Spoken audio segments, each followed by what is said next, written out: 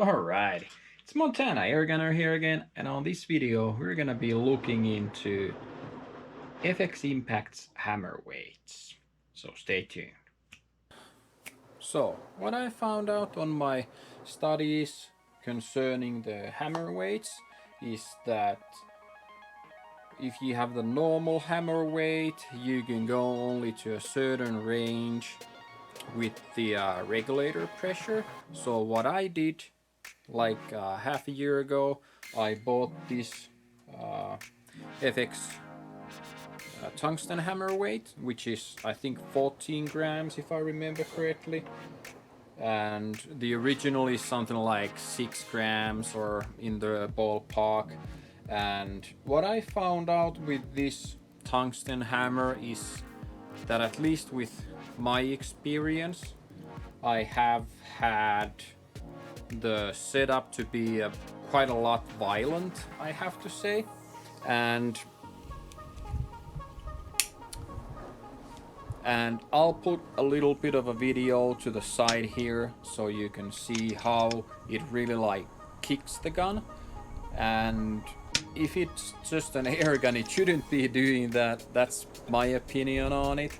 So the tungsten hammer weight, at least with that back pressure, seems to be a little bit too violent or something. So what I did is I bought this FX Impact's hammer weight tuning set from Huma-Air, and I'll put the part number down below, so it's 1809 and 1812.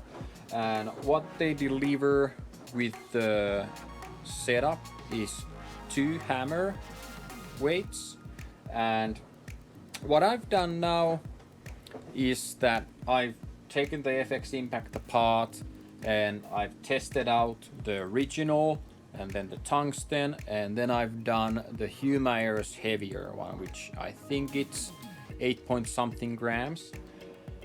And if I'm not correct, I'll put it down below. But regardless, what I found out is that there is something very interesting on this. So there is the shoulder, as you can see, and it's with this one it's maybe like 2 millimeters, the shoulder.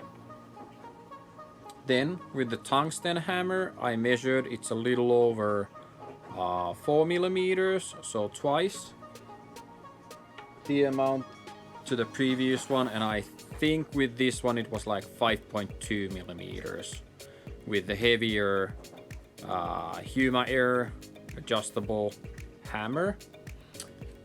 So I went to the range and I had the micro and micro adjusters set up, and I was trying to get a little bit more hammer behind the gun.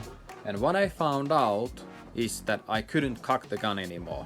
So it didn't, cock it totally. So it was just going backwards and nothing was happening.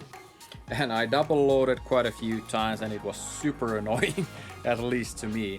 So that's actually very important thing to know on this one, the heavier Huma's hammer, that the shoulder is too high and you can't really adjust the